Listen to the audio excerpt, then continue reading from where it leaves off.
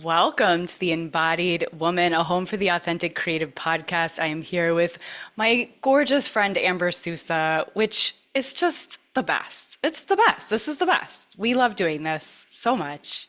Here we are. It's been a minute. It's been a minute. We were on spring break, and so yeah, we're getting back into we got to get back into our groove. We got to get our groove back. Our Yeah, groove is here. We're here. We're in the groove. we are the groove. We are the groove. We are the We just energetic gotta wave, and we are riding it. We are on our surfboards. we have to embody the groove that we are.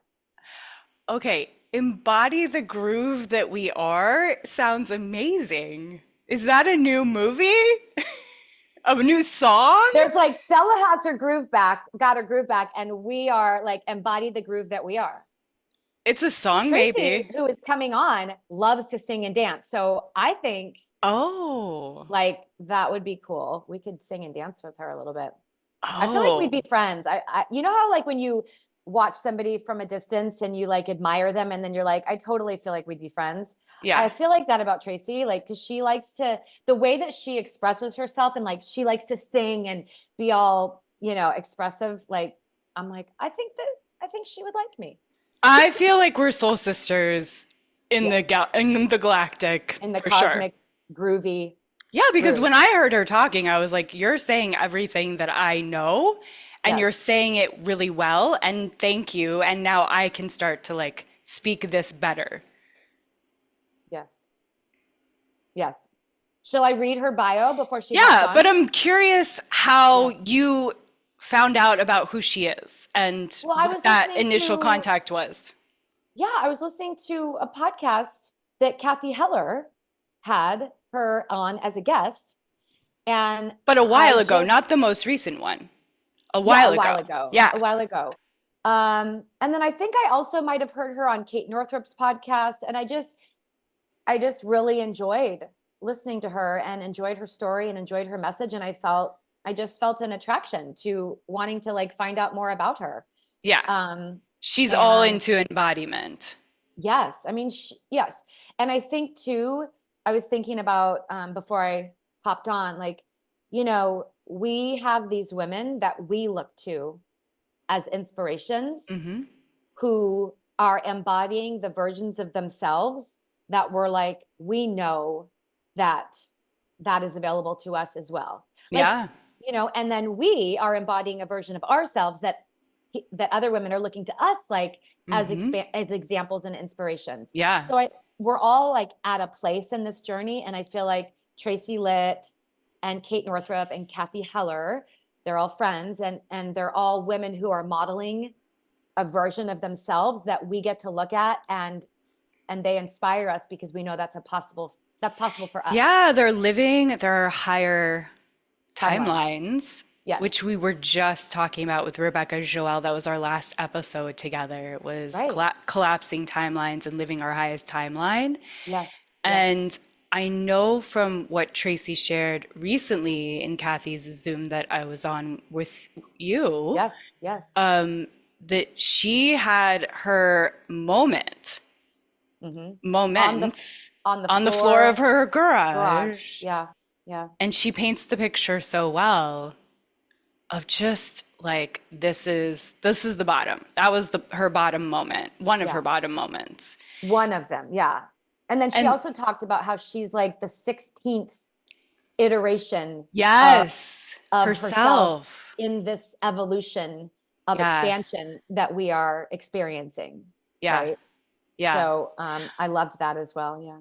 I loved how she talked about getting pillows out and like punching them and like getting really Rage. physical and like letting the anger out Yes. and really getting wild and really getting primal and Hmm. getting into the breath. Like she was talking about nervous system regulation a lot and Yes. breath work. And I was like, oh, you are speaking my language. Thank you. It was just everything that I'm Yeah. about. And she just spoke it so well. I'll let you read her bio. All right, let's read it now so that when she hops on, we can just dive into conversation because I have a feeling uh, it's going to get juicy. All right, here we go. Tracy Litt is the founder of the Litt Factor and the School of Becoming, an international best-selling author, podcast host, science and spirituality teacher, and emotional healer. Tracy also holds her licensing in professional coaching, neurology, somatics, and hypnotherapy.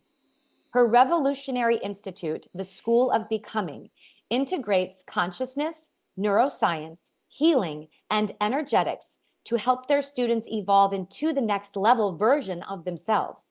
It all starts with the core curriculum, identity evolution methodology, mind magic. In every experience, the School of Becoming delivers women experience a depth of love, connection, and community that is unparalleled. As Tracy states, community is the medicine. Tracy's own journey from a single mother on food stamps to vice president of human resources to CEO and founder of a 7-figure personal growth company fuels her passion for ensuring that everyone knows that who they've been is zero indication of who they are capable of becoming. Her podcast, The How of Within, is in season 2 and can be streamed on all major platforms. She has graced the TEDx stage with her talk titled, Dear Fear, It's Not You, It's Me. Her self-help book, Worthy Human, was an international bestseller in 2019, and Tracy was named a top 125 global thought leaders of 2022 in Success magazine. Tracy Litt's unwavering commitment to elevating visionary leaders and facilitating their incredible transformations has made her a force to be reckoned with in the world of personal development and holistic success. With her unique blend of science, spirituality, emotional healing, and compassion, Tracy guides her clients in unlocking their unlimited potential and creating a lasting impact on the world. Woo! Yes, there she is. Yes. I love it. Oh my Hello. goodness. Hi, Tracy. Hi. What a pleasure. We are so excited to have you here. I'm so excited. Let me put this on and we can get even more intimate in our sound. Yes. Okay. In preparation for you, This deal. Tracy. Can you hear me? Can Yeah. you hear us? I hear you. Do you hear Okay. me? We hear you. Okay. Yeah. Okay, great. Go ahead. I'm listening. I was just saying, in preparation for you, I gave myself 2 breathings this morning. I was like, double breathing morning. We got to get ready for Tracy. And I'm I so excited. Yes. shook my ass because I taught a dance class. And I was telling Siri before you came on, I was like, you know how you meet people like through, through podcasts and Yeah. other, things like that. And you just know that you would be really good friends with them. I told Siri, I was like, I just feel like Tracy and I would be really good friends because I watch you, the way that you express yourself and you play the music and you sing it. Like that's what I love to do too. I teach my dance class and I'm singing the song and I'm like, I just feel like we would have been friends in high school. And so now we get to be friends now. Yeah, we've been friends in high school, getting into a lot of trouble. And now, because I am you and you are me and we are all one. That's the beauty of hanging out with awesome women, right? And we are friends now in the real world. And I love that you shook your ass and that you double breathed. And I'm just so pumped to be here. Yes. We're so Yes, pumped yes, to yes. have you. We're so honored. There's so much that we want to dive into. I mean, all the things. Like we were on the Zoom call with you when you were with Kathy Heller, and you had us both in tears when you talked about being on the floor in your garage and how your daughter saved you. I mean, I want to go back even before that, but I just have to say that moment, I mean, tears were just streaming down my face because I believe in my heart that in 2012, when my daughter was born, that she literally, her soul was like, and we got to go in now because she's about to completely lose herself. We got to go in. And so when you said that, I have full body chills because I really believe that she saved me. And then her brother came 2 years later and they were like, yeah, this woman needs to remember who she is, and we're going to help her do that. Yeah, So our souls know, and the souls that are born to us. There's intention with everything. It's not just happenstance. yeah, So beautiful. yeah. Yay. Well, Okay. take us back. I mean, what you're on this amazing, path right now. You are an inspiration to so many women and men. But I know that it wasn't always like that. You were a single mother on food stamps. So take us back Yeah. to even your childhood. Like, who was little Yeah. Tracy? And Oh, little Tracy was zesty and precocious, and she questioned everything, and she loved talking to adults. I'm the middle of three girls. So I have an older sister that's 2 years older than me, and I have a younger sister that's almost 9 years younger than me. So I got to be the baby for a while. And then I was the one who advocated for my younger sister. And then when she came on the scene, the I'm no longer the baby absolutely impacted me. So it led to more watch me. Why isn't anybody paying attention to me? Why isn't anybody looking at me? If we watch home movies, you hear my mother often saying, like, Tracy, sit down, move out of the way. Put, like, my younger sister name is Barry, put Barry down, stop being so aggressive. Like, I'm constantly like, you can see, and when you're in this world of growth and development, like, it becomes like a case study, right, yeah, of watching. exactly. And I'm like, oh shit, oh yeah, okay, I see that. And it Totally. started to breed and further affirm the not enoughness that I naturally had going on, because we all do, right? Yeah. No one has a shot at ever feeling worthy until you work on it. It's a biological foregone conclusion. Right. So in that middle child thing, that's what I started to experience. And then I had a lot of hyper independence tendencies, my adaptations, right, to feeling safe. So it was like I went through that in high school. I skipped second period. I didn't care about school. I think I graduated with a 2.5, maybe. And at 18, like the day I graduated, I was like, I'm out of here. I gotta go. Like, I Mm. just had to leave. Moved 15 minutes down the road into my own apartment with my older sister, just on principle, because I had to go. I had to go. Yeah. I had to do my thing. I had to prove myself. And that's one of the components that's really, I think, important for us to talk about, because it's a big awakening moment for most of us. We don't realize that we're operating in proving energy, Yeah. looking for that next thing that we do. Watch me, look at me. Am I validated yet? Did I show you I could do it yet? And that's a lot of how I was and who I was until I had my daughter, and then looked around and went, how is it possible that she's 8 months old and this relationship has dissolved already? Like, whose life is this?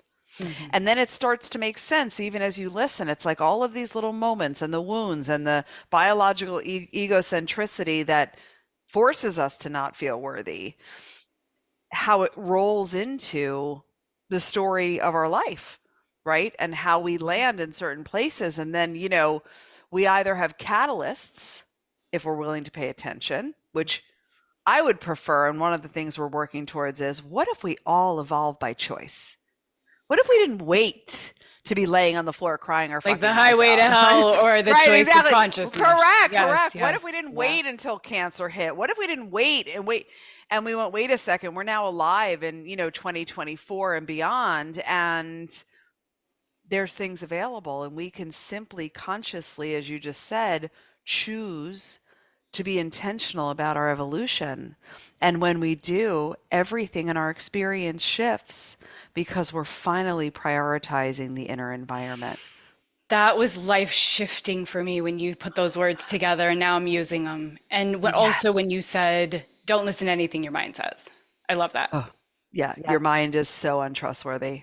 It is so untrustworthy. It is only going to continue to loop you back into what has been familiar in experience, in emotional addictions, in circumstances, different people, same patterns, all that kind of stuff. And that's why I'm over here screaming like identity evolution. Hello. I feel like a person like bringing an airplane in with my little things like, hello, right? Can we Yeah. just like come to the answer? Because when you do, you're working on the root cause, Yeah. Right, right? right. You, I think also you. what you said about it's just a fact that we feel unworthy. Yeah. Like all of us have that. And so, yes, of course, it would make sense that the choices that we've made and the relationships that we've chosen have come from a place of not believing that we are worthy of something different. Mhm. Right. Yes. And so it's like, oh, Yes. it's not the guy that I picked that was the problem. It's that I need to believe that I am worthy, not because of what I've done or what I've achieved. I so relate to the proving thing. I have spent so many years of my life and the energy of proving I'm smart enough and I'm capable and um, all the things, right? And so, yeah, I finally feel like I was telling Siri, I wrote a book recently and I'm very proud of it. And it's something that I feel like it was a soul assignment Born and to be all of me. I'm grateful that I put it out into the world and I'm in alignment with that. And also noticing Hmm. the aspects of me that were like, have I proven that I'm important? I'm Have I proven legitimate. I'm Yeah. capable? Yeah. Right? And then like just coming back to a place of basic simplicity. I am worthy because I am, not Boom. because of anything else. Right. So Correct. that's what you have discovered about yourself. And that's what you are on a mission to Yes. helping women primarily Yes. Yeah. believe. Operate from their inherent wholeness, Yeah. right? Because when you do, it's just, it's an entirely different way of living. Right. It's an entirely different way. It's not, you're not using band-aids, we're not using tools, we're not trying to fix things. It's a complete identity shift, Right. right? If everyone were operating from their wholeness, we would inherently be living in a more loving, progressive place as a natural byproduct with no effort. Yes. So, Tracy, you talked about that you went from being sort of a little bit of like a victim of circumstance to taking ownership when your daughter came around. And I'm curious about the embodiment piece, since this is the embodied woman. You were Yes. very into like, I'm going to be the smart college student or not the smart college student, but the smart, like the successful businesswoman, right? Mhm. And then something shifted and you started getting into the embodiment work, which you Mhm. say is like, this is where it's at. It is. It is. Without embodiment, we don't have sustainable long-term transformation. You don't actually change cellularly. What happens is we have this kind of like surface level false hit of shift or false hit of happiness, or, the day that we're really incanting our affirmations, we're feeling it, but then there's nothing, right? It doesn't, we're looking to completely change your default. What we're looking to do is make the unfamiliar familiar and the familiar unfamiliar. Yeah, breathe that in. I feel my body just felt your body in like a really beautiful way. It's like, okay. So then if it's embodiment, which is really like imagine it as and yeah, you have to be in your body to do it. Hello, it's in the word. We'll talk about that in a minute.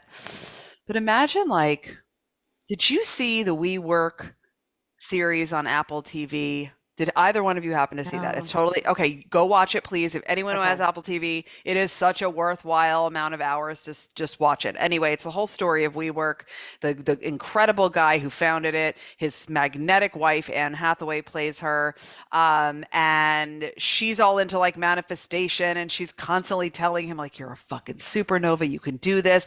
WeWork was like the fastest growing company in the world. Like it was crazy what they accomplished, right? But anyway, embodiment. It's like the offices where you can go and rent it, Yeah. right? Yeah. Yeah, like it's like Yeah. a co-working Yeah. situation. And Yeah. Yeah. so Jared Leto played the lead, the guy who Okay. founded WeWork. And when I started watching it, my younger sister and I are best friends, and we're talking. I'm like, I'm obsessed with this. I love it. Da, da, da, I love the actor. She's like, that's Jared Leto. I'm like, no, it's not. She's like, yes, it is. We fought for like 10 minutes. So I'm like, hold on. And I'm Googling, I'm like, holy shit. Wow. So let me tell you why I'm sharing this. That's embodiment. Embodiment is where you are fully in your body as the character of whatever you're embodying, right? And he would talk about, so then I was like, oh my God, this is crazy. He really, like, he killed it. So I'm watching all these interviews and he was like, I didn't step out of character. I left the prosthetics on because like his nose changed and stuff. I was in it. I kept my accent even when we were off stage. I was He's method. him. Yes, I was him. I was him. That's embodiment. So when we're doing embodiment work, number one, you have to be in your body, because if we're not in your body, you're not shifting cellularly. We're not untethering and healing from the trauma. We're not reprogramming the body to a new mind and new thoughts and elevated emotions. You have to be in your body for it to take, because your subconscious mind is the body. So when you're up here doing all of these lovely, well-intended things, if they are not going past your brainstem into your spine and into your body, it's not going to stick and root. Yeah. So then we get to say, okay, so then aren't we always embodying then? Well, yes, we are. You are either embodying who you've been. You do so great at it. You know your anxiety. You know your overwhelm. You know your insecurity. You're killing it at that. You're living in the same language. You're walking a little bit hunched over. You're shrinking. You're avoiding. You're saying you want something, but you're not aligned to the action of it. You play who you've been so well. You are embodying the current version of you. Yeah. We get to evolve you neurologically into embodying her, the next level version of you now, the one who uses her voice and is the most grounded, relaxed woman in the room. And people are like, what is she having? Who is that? Why do I attracted to her? Right? And you love your softness and your relaxation, and you prioritize your frequency, and you're in the present moment. And that's what it is. You have to embody your next level if you're really, really going to do what you came here to do as a soul in human form. I did therapy my whole life, and none of it touched the breath work. Yeah. Yeah. Yeah. Well, it's not, and it's so interesting you say that. We have several, not several, like meaning we always have lots of therapists that come into neuroidentity evolution. They come into Mind Magic. A lot of them get certified because therapies kind of stop progressing. Not all therapists, of course. I'm not saying an absolute at all. I love therapy. I love any modality that's going to help you. Just please, for the love of God, invest in something, period. And with therapy, it was such a CBT model, which is a cognitive behavioral therapy model, which is simply discussing the story and reframing the thought, which is fine, but it's incomplete because it stays in the thoughts and the mind, and it's not integrating and shifting and decongesting what's happening in the body. So it's only because, it's the way our world works. I mean, when you go through to become a doctor, they don't teach you about stress. And the impact of stress on your patients. Stress is what drives more ER visits than any other The cortisol, area. right? Right. It's like shit like that you're like, okay, this is available to us, but it's not mainstream because the whole world would have to shift on its axis. The control matrix would have to stop. Yeah. Big pharma, like all these things would have to change. And we Yeah. just don't live in a world that's available for that. So we here, the three of us and everyone listening and everyone in proximity to all of us, we are here to cultivate this new world, start to build these pockets of consciousness. And then that's what starts to ripple out. And it's like, whoo, that felt awesome. Oh, yes. So true. So true. I want to ask you, so you talk a lot about, and I love this so much, when you're in the place, right, where your mind is talking to you, you say, what would she do? Yeah. Meaning the version of you that that you are here to be. That version. So you are embodying that version now, right? Yeah. So Yes. what would that version of you now, this embodied woman, say to the version of you that was on the floor in the garage in fetal position crying? Oh my God, I actually just had a gorgeous moment with her 2 nights ago. I went to this goddess gathering by me. So I live in South Florida in Del Rey. Okay. And I went to this goddess gathering, and there was about 50 women there. It's a yoga studio with this gorgeous outdoor space.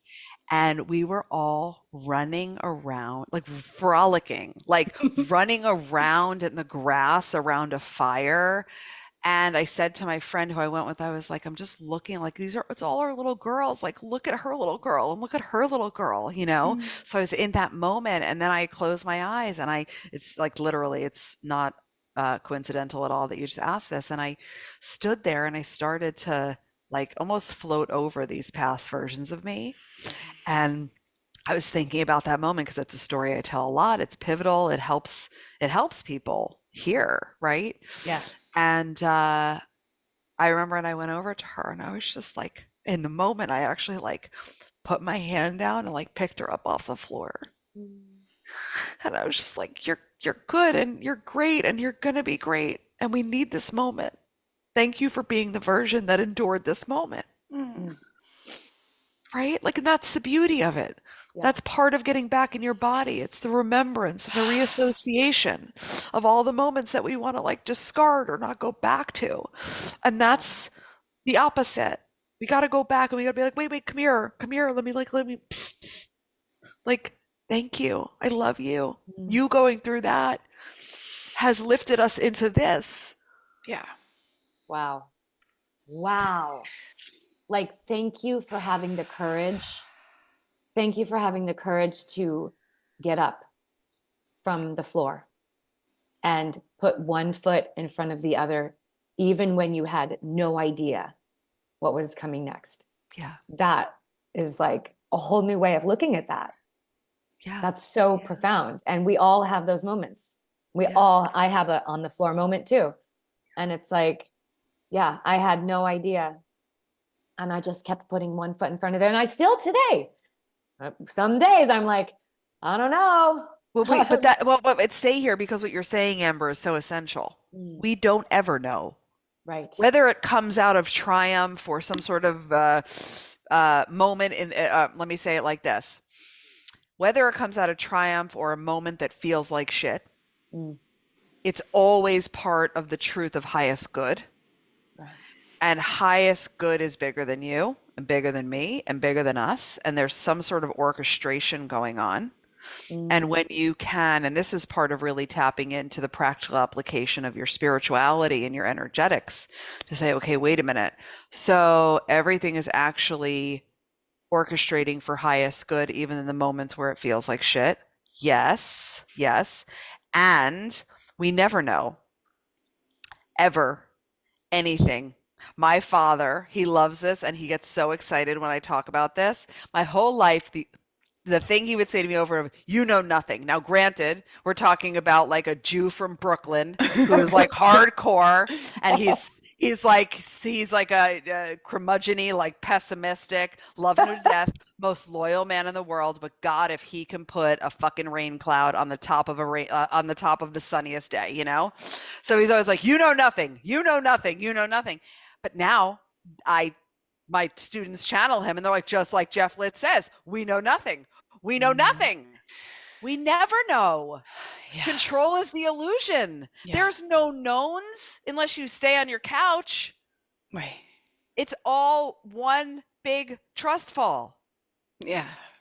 And so what's beautiful about That's a good Pink song that I like to dance to. Oh, it's our wait till you see Trust. But the Trust Fall event is coming out next year. We did it at Powerhouse. We had a live event for 5 years straight, and I just retired it. It's called Powerhouse. But I taught a brand new curriculum called Trust Fall. And it was so crazy good. Like the kind of moments where you're like, oh my God, that's like blew me away, and I curriculum the whole thing, you know? So Trust Fall is coming out as its own event in 2025. And you have an amazing voice. Like I heard 3 notes in there, but do you sing a lot, Amber? I have sung in my life. She's a good singer. Oh, I could hear it. Oh, thanks. Yeah. I sing when I'm teaching Playa Jam. I actually did grow up doing like musical theater, and I was in a singing group, and and then I got into fitness, and I taught fitness for 20 years, and I was very intense, and I developed a couple nodules on my vocal cords, and I'm like, you got this. So I don't go quite as high, but yes, I still do love to sing. Yeah, where is this event? Is it going to be? It's going to be in Palm Beach. It'll be in Palm Beach. Yeah, where we're going to announce the dates soon. Like we're working on all of that. So You I must want to. come, and we'll have Yes. everyone come. It's going to be amazing because that's really what it is, right? What is all of this about? Everything we could talk about for days. It's a journey back to trust and surrender. Yeah. Because when you're actually embodying trust and surrender, right? That means you're already operating from the truth of your wholeness.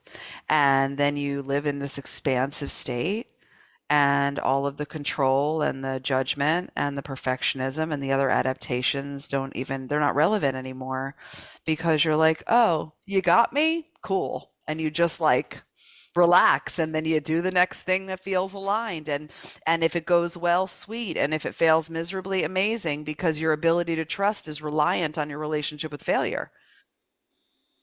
Yes. Yes. I that actually, I want to ask you to talk about the story. You put on this massive event, this gorgeous event, and then you had an experience in your hotel room after, where somebody had something to say about it. Oh, yes. Wait. So is this what the gala was this Yes, the from? gala. Yeah, because Oh, what you just yeah. said was you start to develop this trust, right? And you Yeah. you you take action on the next inspired Yes. experience, and you have Yes. this moment, and you're embodied, and it's like your dreams are coming true, Yes. and then Yes. and then you Yes. have to deal with this situation. Like, Yeah. Oh, the talk upper about that. limit. Yeah, Yes. yeah, yeah. So there's two different things that come through when we talk about events in this context that would be Okay. serving. So Perfect. the first one is, and I'll send you the link to this article so we can put it in the show notes because it Yes. breaks this down and it's really helpful. So the Okay. first one is that, when we talk about not knowing and just trusting and like allowing her to lead, right, was the first time I ever held a live event in the first place. So we built this relationship at the O Palm Beach, which is where most of our events are. I had decided, okay, my vision, she throws sick, amazing, high level, luxury, all inclusive events for women. So I go to this 5-star diamond hotel because here, everyone listening right now, she doesn't chintz, she doesn't live in lack, she's not cheap, she doesn't overanalyze, right? So I go right into this hotel and I'm walking around, I'm like, yes, and we'll do this, and we'll do this, and we'll do this. And then they hand me a contract for $55,000, right? Because all the rooms are going to be included. Now, nobody knew I was going to have an event. I didn't say anything to anyone. I didn't have a sales page. I had nothing, but I needed to commit in order to start to advertise the event. So that was a moment where what would she do over and over? What would she do? She would regulate her nervous system and sign the contract, right? She would and so much so that I rescheduled the meeting to sign that contract twice, like just to really recognize what it is to be in mastery and practice. Like, oh, you're supposed to be on Friday to sign. Da, da, da. Okay, well, actually, something came up. Nothing came up. I was in a fear response. I'm a fucking signing 55,000. I don't come for money. I don't have money. What is this, right? And then I pushed it back one more time, and then I was like, okay, wait a minute. What would she do? I'm working my own work. She would regulate, trust, go in, sign the contract, because every time you say yes, you open a new possibility, right? Yeah. Absolutely. When the yes is coming from your wholeness, not people pleasing yeses, not fawning yeses, not yeses because you're trying to make everyone happy. That's like old identity shit. But yes, because you're like, oh, that's my vision. And that's where the biggest trust fall comes in, right? And then how many times I had to revisit, like, okay, oh, the ticket sales aren't happening, and noticing, wow, because I'm constricted and I'm focusing on the fact that there are no ticket sales. Well, what would she do? Well, the she that has a fully sold out event that's so excited, she would put the DJ money down. She would order the swag bags. She would be so pumped because there's only like 3 seats left. So she'd go talk about it online. And then all of a sudden, it's like that energetic shift creates a massive difference in the results. And it was a sold out event. And that was Powerhouse. And it literally sold out every single year. It was ridiculous. So did you ever have a moment where you were like in low vibe because it's at 3 a.m. or 5 a.m., whatever, and you're not in that avatar where you have like a Yes. panic and you're like, who does she think she is, and how am I gonna live into Okay. this? Like, what do you have that moment? All right, Siri, this is a phenomenal, phenomenal question. I'm going to be very thoughtful right now. No, there's panic. No. Anxiety. No. Do I feel moments of like, what are you doing? Should you be doing this? Is this going to work? Is this actually going to sell out? And then ultimately, two things. I focus on my frequency, which means I focus on the state of my body. That's it. That's the only priority I really ever have, right? So panic never comes upon me because I never get to that state of dysregulation. My astuteness, which is one of the things we teach and guide, right, is like, oh, I can sense it. Even if like we were sitting here, or, and we were on a team call and I felt a little agitated frustration, I don't push through that shit. I stop and I pause. And Mm. I've been known to like pause a team call and be like, just give me a minute. Mm. And I'll go slam a ball, or I'll shake my body out, or I'll let out a few screams, or I'll tap, and then I come back to center, because that prioritization is huge. If not, the dysregulation will take you down the fucking rabbit hole of hell. And it will take you a long time to come back from it, because the thing about regulation in our nervous system, it's not calmness. It's the misconception. It's flexibility. It's resilience. Mm. It's the Mm. ability to have something occur, and without like any effort, you just come right back down to I'm chilling now and I feel safe and groovy, right? So the panic piece never comes about, one, because of the connection to the body, and two, and this is the big one. This is going to sound ridiculous, but this is literally how I think. So I'll be sitting there and the thoughts will start or whatever. I'll work on my body, and then I'll always look up to the right, because that's where my she is for some reason. And I'm always like, and ultimately nothing means anything and you're going to die. Mm. I'm not getting out alive. Who cares? Yeah. Programs work out or they don't work out. Events work out or they don't work out. Who cares? What are we doing? What are we doing? We all need to adopt this thought process. Nothing means anything. Nothing's real until we make it real. And none of us are getting out alive. Yeah. Want to have coffee now? Like, what else is there to discuss after that?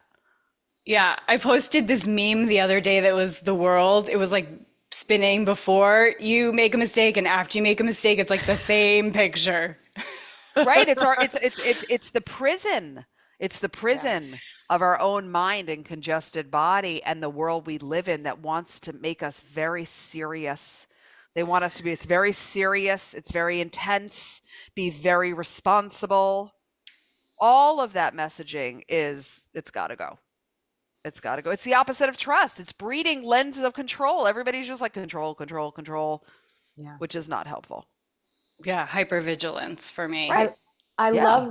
love that. And it's something that resonates so deeply with me, is this concept of alignment first, then action, right? If I am feeling in fear, or if I am feeling dysregulated, it's my job is not to go and take a bunch of action in that energetic space, right? My job is Yes. to come into alignment first. And bless my sister's heart, I love her dearly, but we have very different perspectives.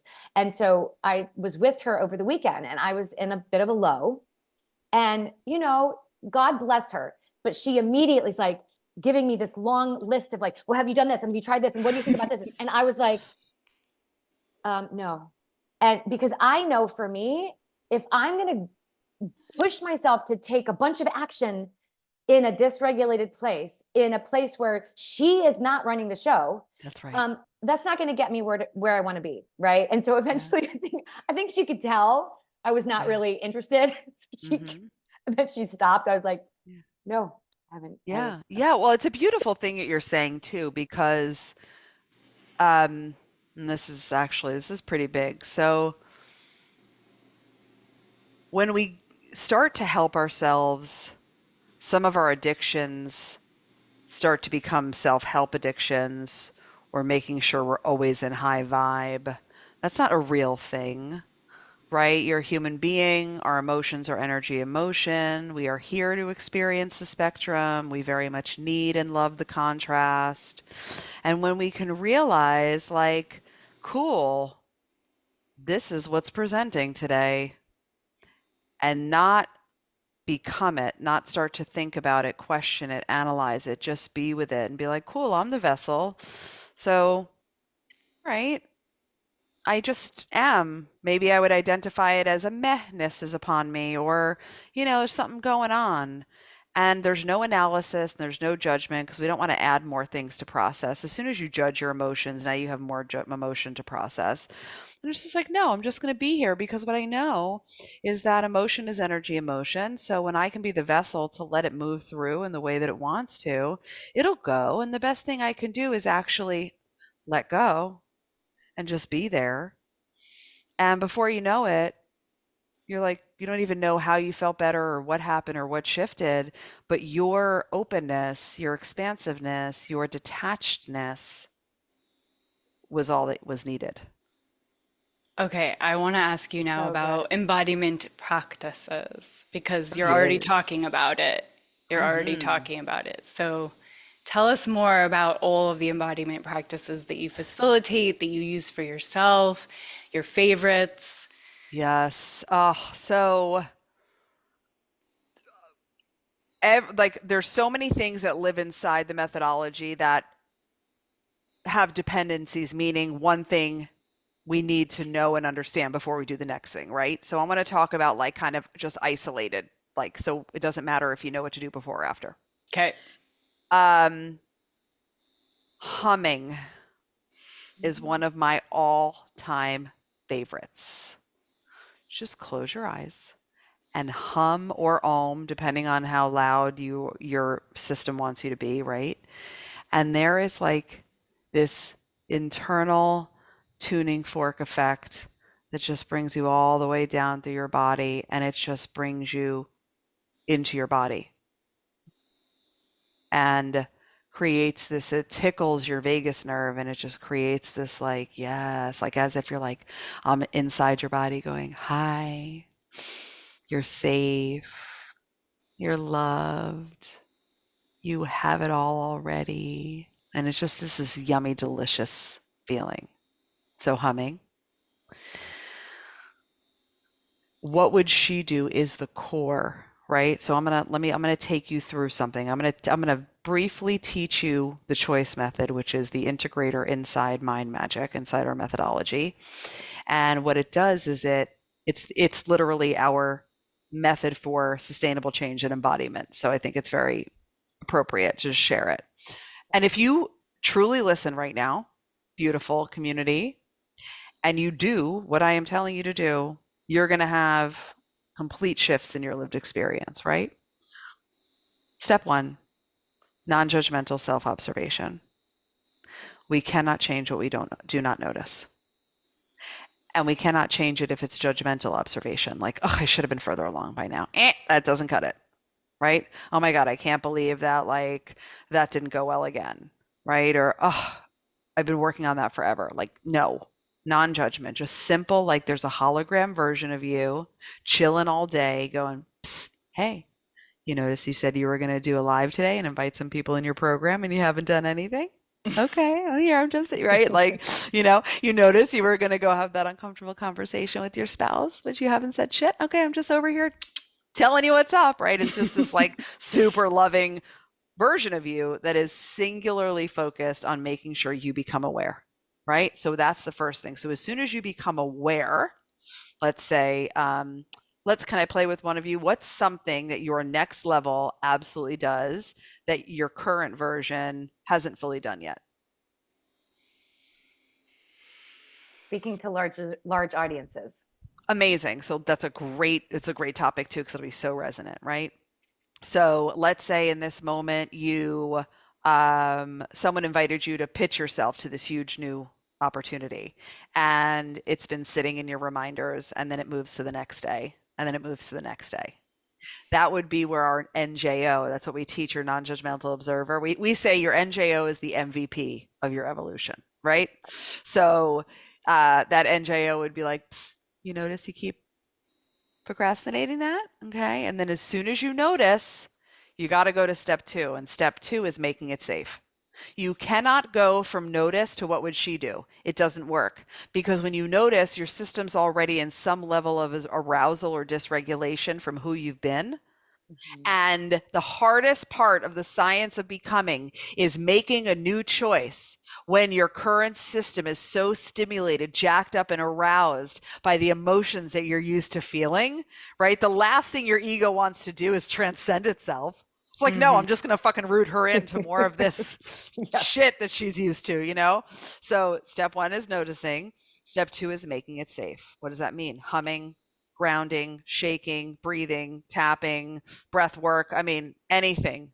And Dancing, yeah. dancing, singing, shaking, like any of it. Just give yourself an orgasm. Like there is a spectrum of things that work in that space, and each person has a different experience of efficacy based on their imprint of their nervous system and which of the many different things that are like free and always available to you that work, right? So you got to try it on for yourself. So we notice, and then you go, okay, because you're not in that moment able to be like, yep, I'm just going to submit that application, because if you were able to, you would have done it by now.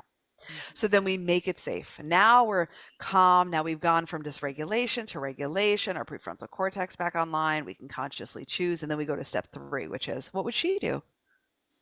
It's the question. It's in the method. What would she do? Right? So Amber, what would she do in this moment as you're playing along with me? What would she do? Oh, She. she would submit to the project. She would confidently and with excitement. Yes. Yeah. Exactly. And then step four, which is the kicker, do what she said. Right. So sometimes students will come back and they'll be like, this is what she would do. I'm like, and then what happens? You do it? Nope. Well, then, like, we got it right. And sometimes what would she do is make it safer. You can loop the method, because sometimes she might say, this is for us and I need more safety.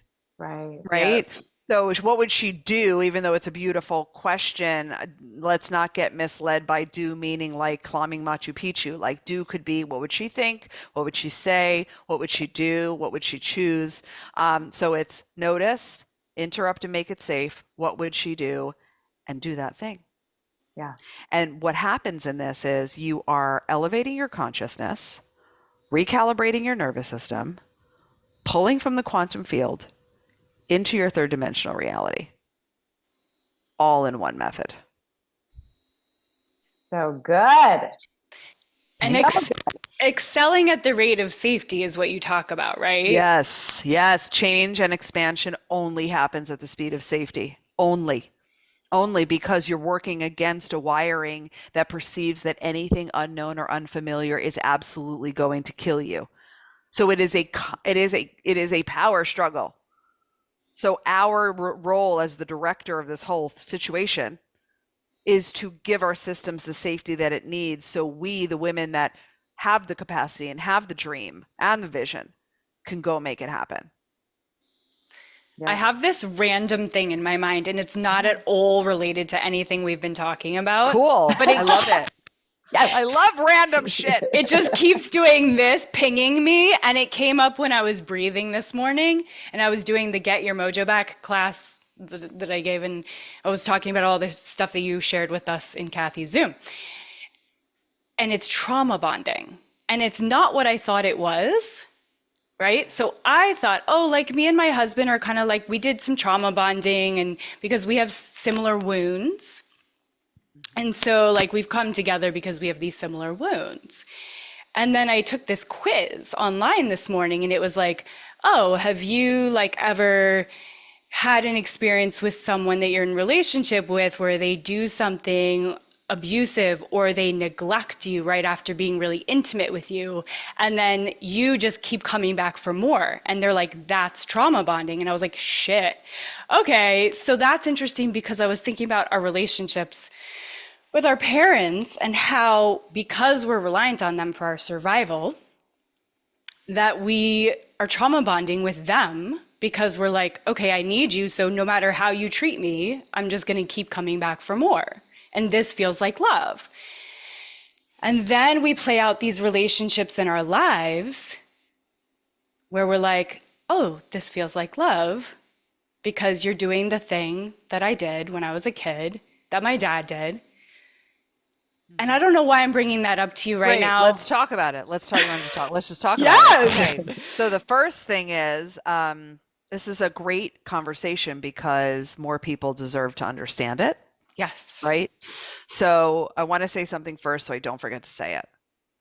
What you just said about as children, we are reliant and obviously, right, on the people who raise us so that we can live and thrive, and that our biggest biological desire is to be loved, affirmed, validated, and approved of by our parents. Mhm. This comes up a lot when we're processing emotion with our women inside our programs, because it starts to create this apprehension to truly processing everything that went down, even if it's little t trauma, like, oh, my mom was just like always at work and never available to me, all the way to like sexual, physical, mental abuse, right? Because something in us is like, but I can't really say fuck you to my parents. Right? I can't really say that that was absolutely unacceptable. What the hell is wrong with you? How dare you? Right? Mhm. So what I want to invite and just share for whoever really, really needs it right now is, it is an imperative for you to rage against your parents so that you can fully process everything that happened, so that you can move into a state of forgiveness and free yourself.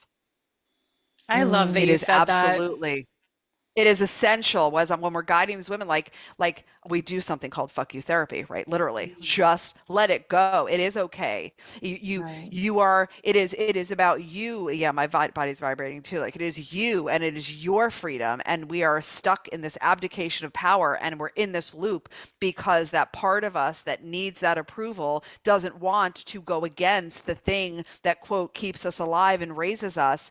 But you know what? We love our parents and our parents' parents. I believe that no one is intentionally shitty. I That's right. firmly believe that.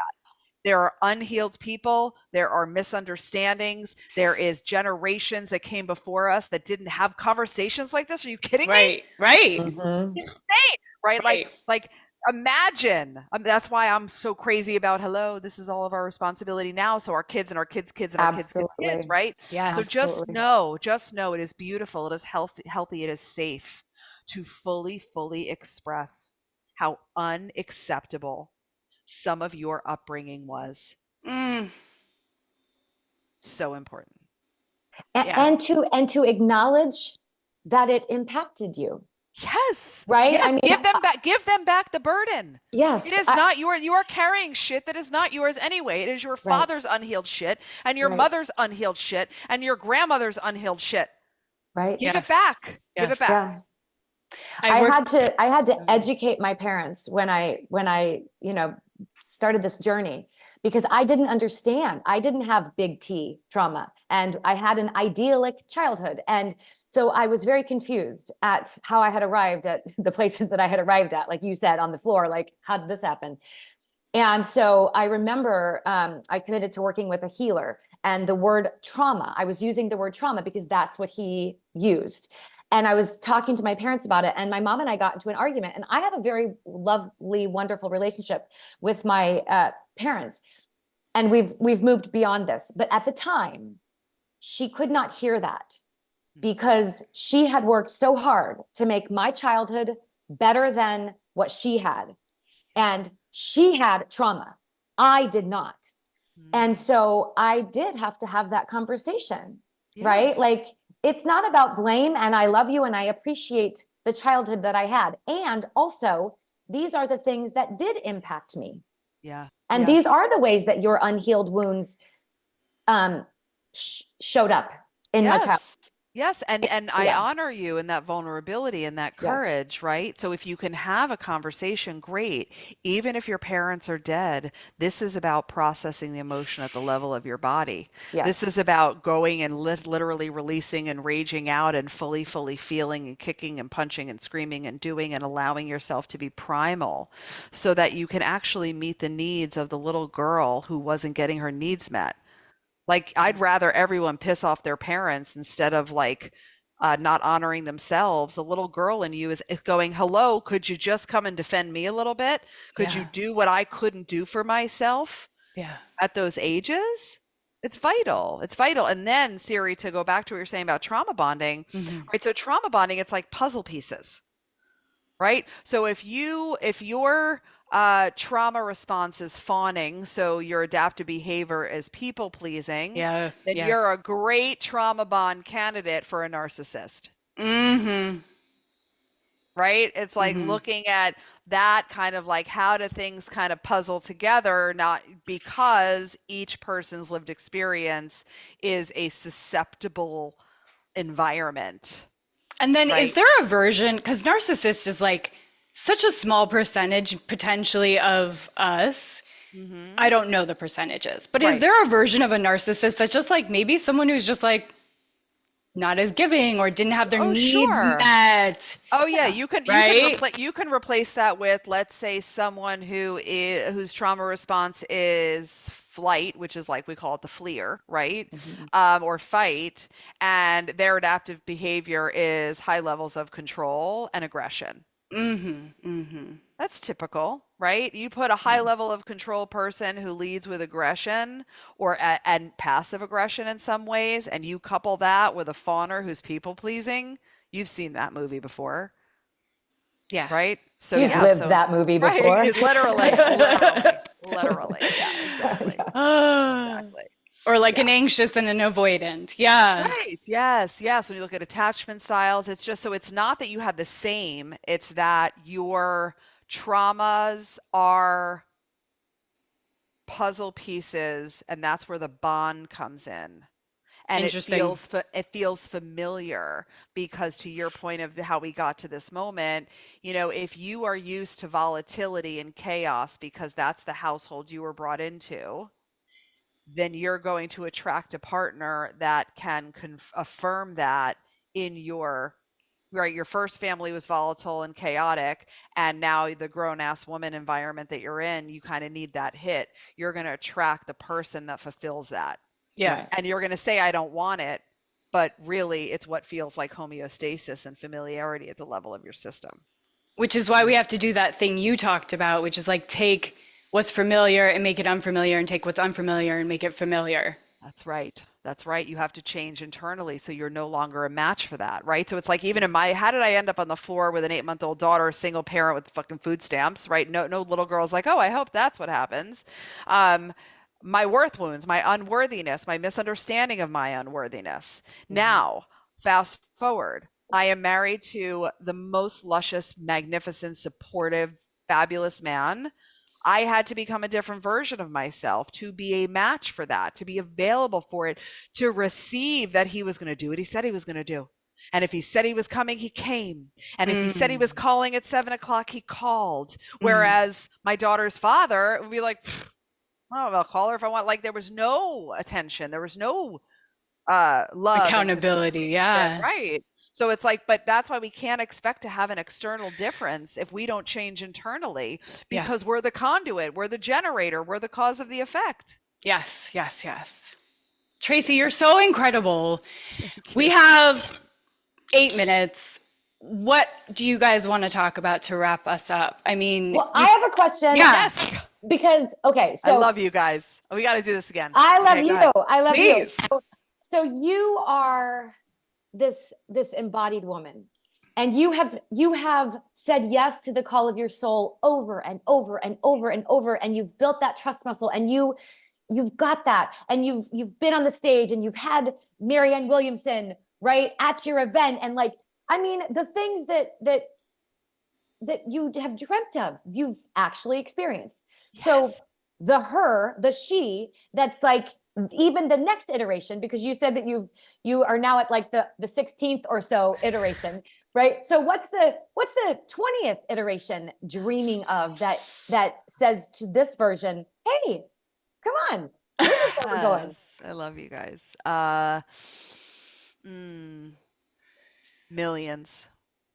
Mm, Really millions, okay. hundreds and thousands of women that turn into millions, where the school of becoming is a household name, where every woman in the world is like, of course I'm in the school in some capacity. Of course I am. It's where you go. It's what you do. It's where you are. That 1,000%. There are two stunning new books that have been sitting inside of me. There is a whole different brick and mortar business concept that would be a whole different business that's being called for. And then there's this trust fall, and what trust fall feels like, this sense where what she's saying about it is this is the thing. It's the big, big, big, big, big, big, big thing, and it grows and it's hundreds and then it's thousands of women and then it becomes stadium style. Because at the end of the day, what does every woman need? They need to trust and they need to understand it and they need to be in community with other women to do it. And, like I have such deep, deep love and appreciation for every pioneer in this industry that has paved the way for me to show up, for us to show up and speak like this and hold conversations like this. Like Tony, I will love Tony Robbins forever. I will love Byron Katie forever. I will love Wayne Dyer forever. Like, thanks, right? Someone's got to go first. And there is a very, very clear need and call for me, and this is what she knows, to be that voice and to hold that space and to be that leader, so that it's like, oh yeah, did you go to Trust Fall this year? Yeah, of course I'm going next year. Oh yeah, like, and it's just this massive, massive, massive vortex. That's what's next. Love it. Thank you for that question. Thank you for painting that vision and expanding our ability to step into something similar to that. That's our own version of that. Correct. Yes. Yes. One of my favorite things to do with women, I call it going into the bigness, right? When we spend time, we have sessions together and do things like outside of, the mind magic framework and our programs, going so big and so high into what is really possible. It's such a satiating place to hang out. And that's where your her gets very excited. Yeah. That is on my Buddhist altar. It talks Yeah. about, having going beyond your imagination. That's what we need our faith for, is not for what's logical, is for what's beyond what we can imagine. Correct. Because that's where the unknown holds the remarkable. That's where the potentials and possibilities live. If it's known, it's no great shakes. Yeah. Fine. You know it already. It's great. And in order to tap into what you're capable of, we have to move into that space. Yeah. Amazing. So your program is starting, right? Yes. So tell people Yes. how they can be in your delicious, incredible, amazing energy. Oh, thank you. Yes. So come to theschoolofbecoming.com. That is where everything is. There's a whole free library, resources, a free assessment, take all the things. Once you join the library, it's a free account. Then you'll be inside our email, so you won't miss anything. And on Instagram, at the Lit Factor, that's where I hang out the most. So it's at the LITT Factor. And then you'll always know. So we have enrollment that closes tomorrow night for Mind Magic Spring. Then we have another semester in the fall and our certification and all the things. Okay, beautiful. That's all going in the show notes. I can't Yes. wait to promote you to everyone we know. Thank you. Thank you so much for your time. We are so deeply honored. Thank you. I receive that. And I feel that both of you are just like delicious, gorgeous energy, totally open-hearted, totally, but you can feel it. You can feel it. And everyone that's in your world is better because they're in your world. So please keep doing what you're doing. The world needs more of us so fucking badly. And Yes. show up fully expressed and show up consistently and just keep doing what you're doing. Thank you for being such an inspiration, Tracy. Thank you you. so much. Thank you. Mwah, I love you both. Love and I love will you. see Love soon. you. Thank you so much. You're amazing. Thank you. You're Thank you. amazing. Thank you. Bye. Bye. Oh my gosh, that was so good. So good. So good. That's so good. Oh my gosh. Well, Wow. of course, I feel like, as usual, can we have like 10 more hours with this person? I guess that's what you I have to do know. the course, right? Yeah. Mm-hmm. I love her energy. She's so, yeah. She's so present and she's so embodied. Yeah. And she's done the work of the research and she's been in the cave and seen every corner of it. And she has the big vision and she's been practicing that thing she talks about of like, what would she do? And then coming back to the nervous system regulation and then what would she do? And continue. It was so fascinating when I asked her that question and she said, I don't get to the panic. I don't do that. Like she's like, I Right. don't do that. I'm just Right. always regulating. I'm like, wow. Oh, okay. New level Yeah. challenge. Well, I have noticed that for me changing, um, Good. like what she was saying, um, noticing the emotions, noticing the human experience, but not getting to the place of like full-blown panic. Like I've definitely had some dips, but the panic of like, um, you know, like I feel like I've been able to the spiral that we talk about. Like I've noticed Yeah. that it's getting less in my body, that I can catch it and that I can do the thing that she talked about. Like the awareness comes, Yeah. and then how do I feel safe right now in this moment? What can I do to feel safe in this moment? Yeah. And then, if taking action from the she is the right thing, then I do it. And if it's maybe just be quiet and rest some more Yeah. and love yourself some more so that you feel safe. Yeah. Um, I love that. I love that, like very tangible, very clear, like four Step by steps. step. Yeah. Yeah. I think that's so helpful. Yeah. Rinse and repeat. It's just like, well, and then if you can't do the action of what she would do, go back to number two, Yeah. and then Right. go through that system again. Right. Yeah, it is very scientific and concrete. It's not this kind of airy fairy stuff of like, well, just good vibes. Like she was saying, it's not that. It's Right. not just, let's just always pretend we feel good. Let's not Right. spiritually, it's not spiritual bypassing. And she gave a list of so many things that you can do in that step two of like regulating, Yeah, like shaking. punching and hitting and shaking and breathing and humming and dancing and giving yourself an orgasm. I Yeah, mean, those are all things that you can do, and they are all things that I have experienced as helpful practices yes. to, Yeah, I you know, have the notes here. So, number one, observe. uh-huh. Number two, make it safe. Yeah. Grounding, shaking, screaming, breathing. She even said previously, bath, like a hot Mm. bath, punching, Oh, physicalizing it, as she said today, orgasm. yeah. And I added dancing because we Yeah. know that that's important as a regulation tool. Right. Regulate. Point being, regulate. And as she was saying, like, you can use anything to do that. Like, what feels good to you to regulate? It's different Right. for everyone. But the point is to interrupt and make it safe. Right. Yeah. That's the point. Make it safe. And then step three, what would she do? Yeah. The ultimate version. What do you call that, Amber? It's not the avatar.